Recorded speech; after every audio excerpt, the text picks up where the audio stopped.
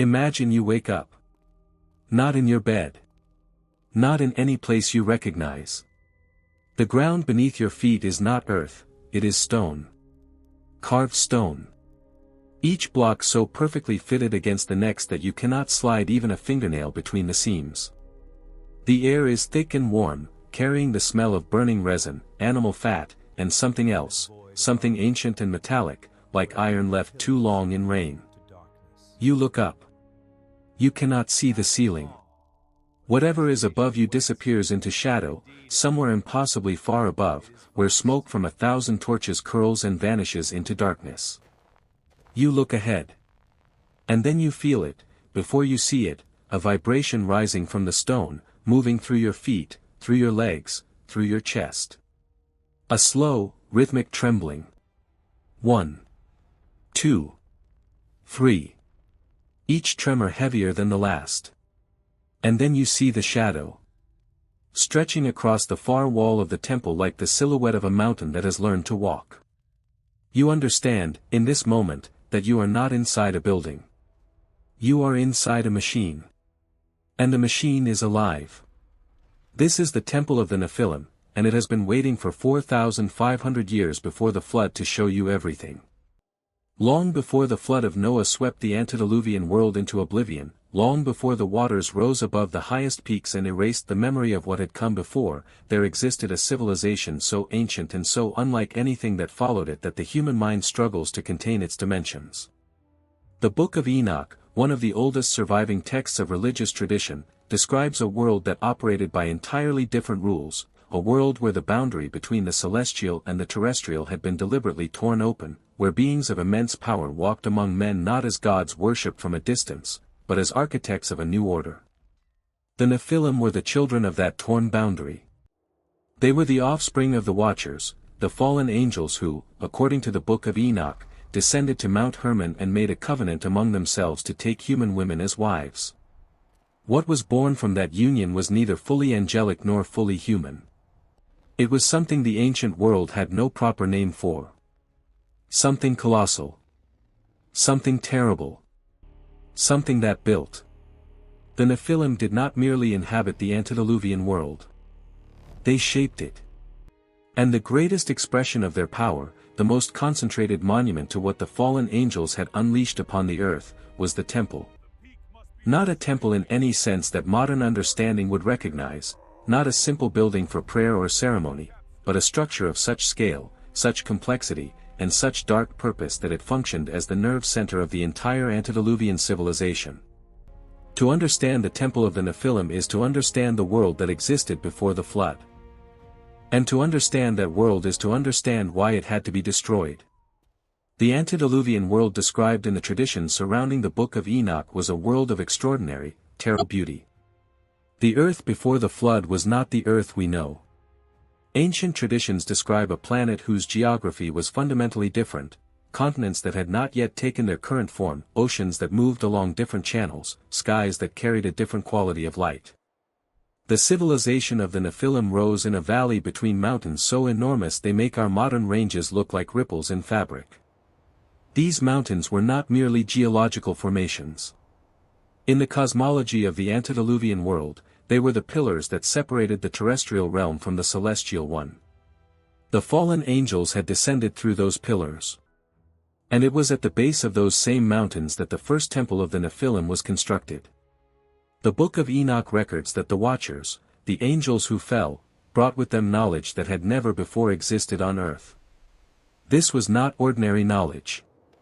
It was the knowledge of heaven, the understanding of celestial mechanics, of the properties of metals and stones, of the mathematics that governs the movement of stars, of the chemistry of living things.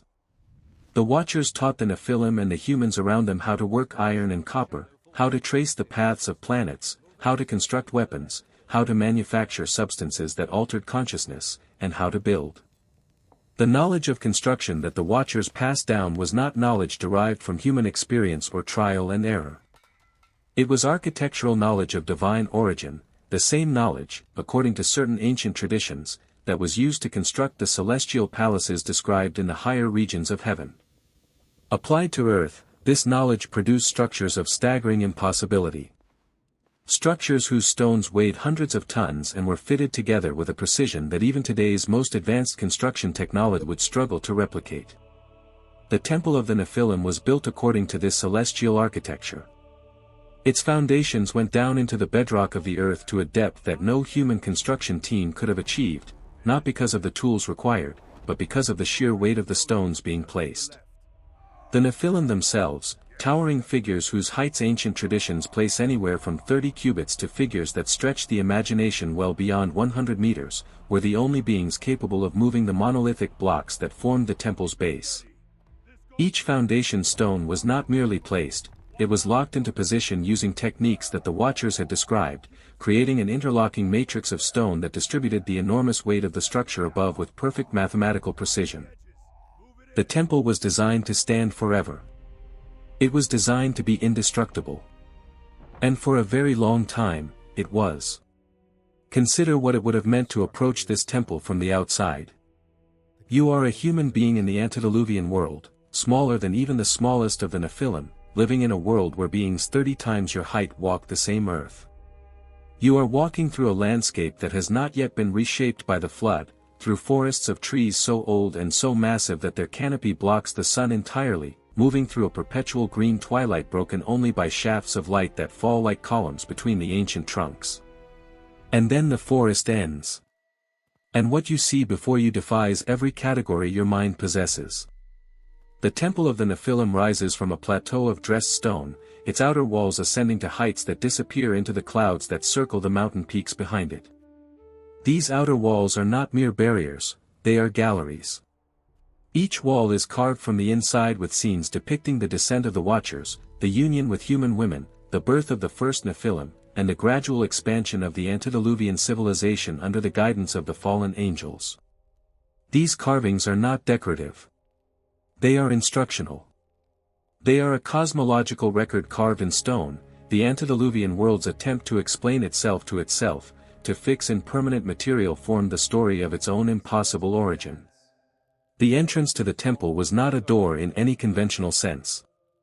It was a gate, a massive opening in the outer wall whose lintel stone alone weighed more than any modern crane could lift. The lintel was carved with the names of the 200 Watchers who had descended and made the covenant on Mount Hermon. These names were not merely recorded, they were invoked.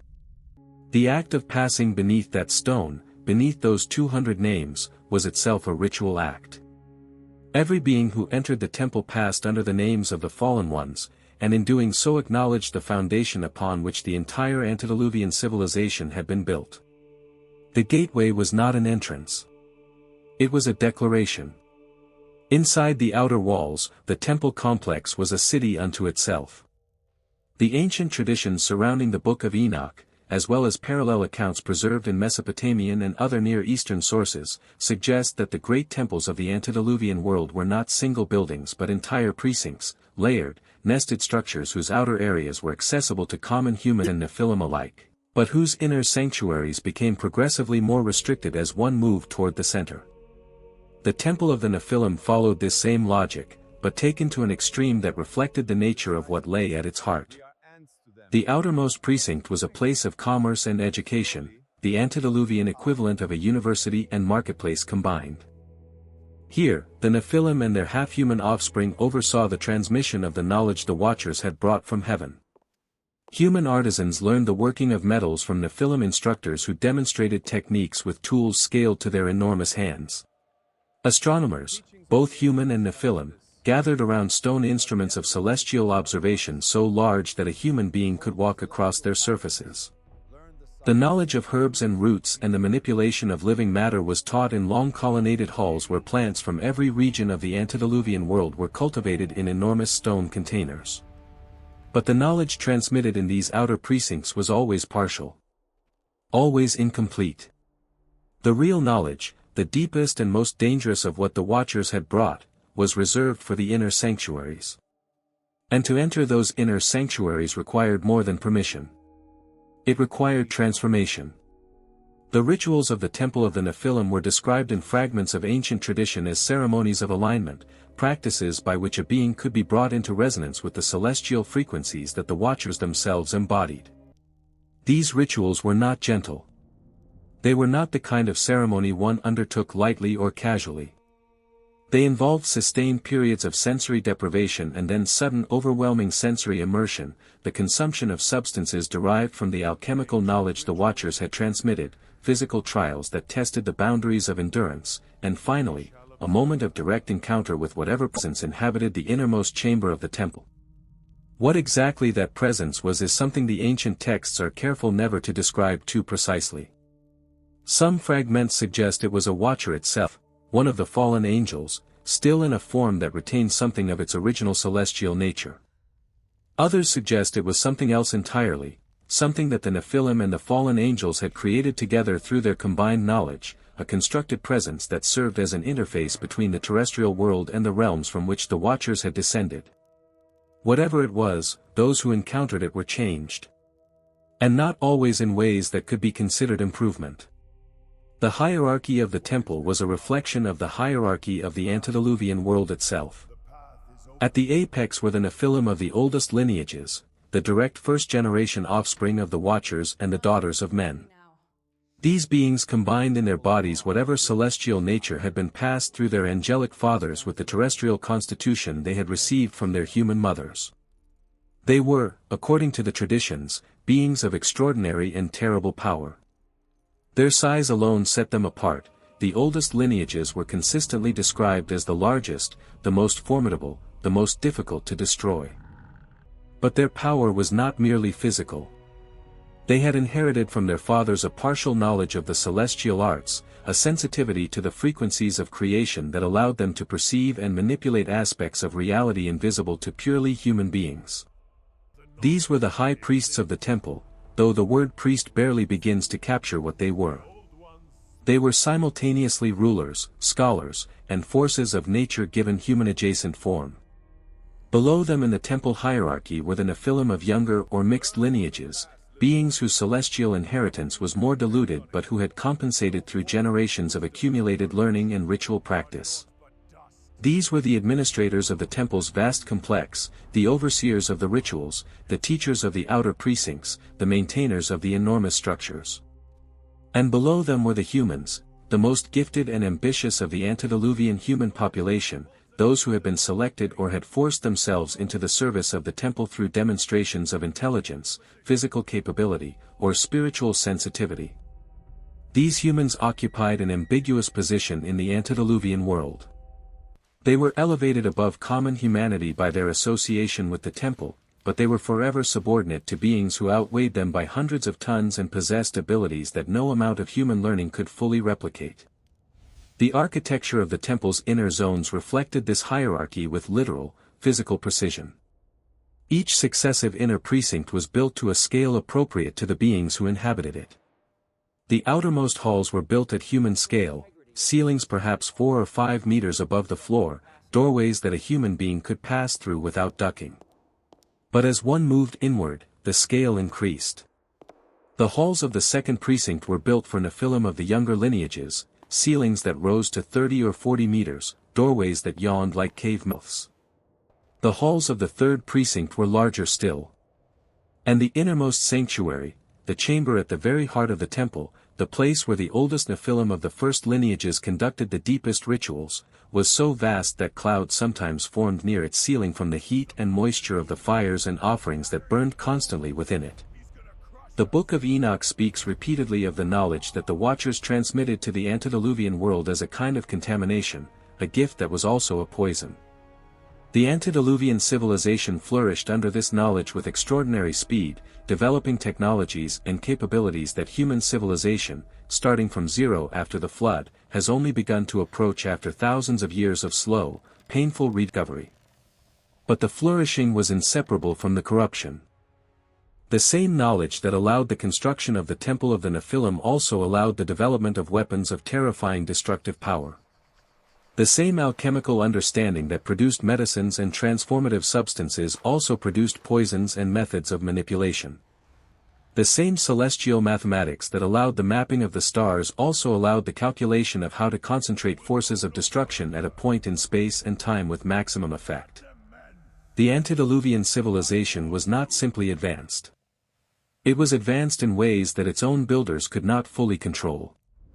What happened inside the temple of the Nephilim in its final centuries, as the corruption of the antediluvian world deepened and the call for the flood began to gather in the celestial realm above it, is described in the ancient traditions as a progressive descent into practices that violated every boundary the creation had established. The rituals that had begun as ceremonies of alignment and knowledge transmission became ceremonies of consumption and domination. The Nephilim who presided over the temple in its later period were not the same order of beings as those who had built it. They were descendants of descendants, beings in whom the celestial nature of the Watchers had been stretched thin across generations and the terrestrial nature of their human ancestry had asserted itself in forms that combined the worst of both inheritances, the vast power and partial celestial knowledge of the Nephilim lineage combined with the appetites and destructive capacities of a humanity that had been taught, by the Watchers themselves, how to turn knowledge into devastation. The temple, in its final centuries, became a place where the accumulated wisdom of the antediluvian world was being systematically turned against the world itself. The structures that had been built to last forever were now being used for purposes that guaranteed nothing would last at all. Ancient traditions describe the Nephilim of the final antediluvian period as giants who consumed everything around them, not metaphorically, but literally. The Book of Enoch and related traditions describe creatures of such appetite and such violence that the earth itself could not sustain them, and when the animals and crops of the antediluvian world were consumed, they turned to the humans, and when the humans fled, they turned to each other. The temple at the center of this world did not moderate this descent. It amplified it. Every ritual conducted in its inner sanctuaries in those final centuries was a ritual that drew more deeply on the forces the Watchers had unleashed, forces that were, by now, completely beyond the capacity of any being on earth to direct or contain. When the decision came, described in the Book of Enoch as a deliberated judgment emanating from the celestial realm, it came not as sudden catastrophe but as slow, inevitable certainty. The flood that would reshape the entire antediluvian world and erase the civilization of the Nephilim was not an accident of nature. According to the traditions of Enoch, it was a correction. The most radical reset imaginable. A return to zero, necessitated by the fact that the antediluvian world had used the gift of celestial knowledge to build itself to a point from which there was no gradual path back to balance. The Temple of the Nephilim, the greatest monument of that civilization, the concentrated expression of everything the Watchers had brought to earth, was not spared. The waters rose over its outermost walls. They filled its precincts and its galleries. They submerged its carved lintel with the 200 names. They rose into its inner halls, extinguishing the fires that had burned in its innermost sanctuary for millennia. And the temple, which had been built to last forever, sank beneath the antediluvian flood and was buried under the sediment of a world that was being remade from the beginning. What survived was not stone. What survived was story.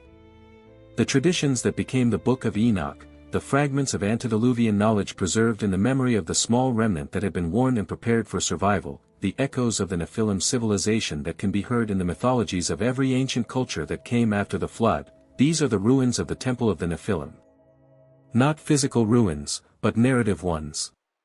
And they tell us something that the temple's builders, in their enormous and terrible certainty, perhaps never fully understood, that what is built on corrupted foundations, however massive and however precisely constructed, will eventually be reclaimed by the forces that were there before the first stone was laid. The antediluvian world had 4,500 years before the flood to build its temple and demonstrate what it would do with the knowledge it had been given.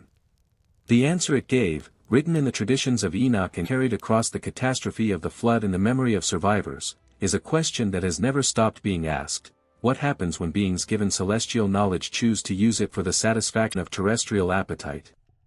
The Temple of the Nephilim was the answer. And the flood was the response. The echoes of the antediluvian world do not fall silent simply because the world itself was submerged. The Nephilim, the temple, and the knowledge they encoded survived in the traditions and mythologies of every post-flood civilization, in the giant builders of ancient Mesopotamia, in the demigod architects of Egyptian tradition, in the titan figures of Greek mythology whose war with the gods echoes the conflict between the fallen Watchers and the celestial hierarchy they had abandoned.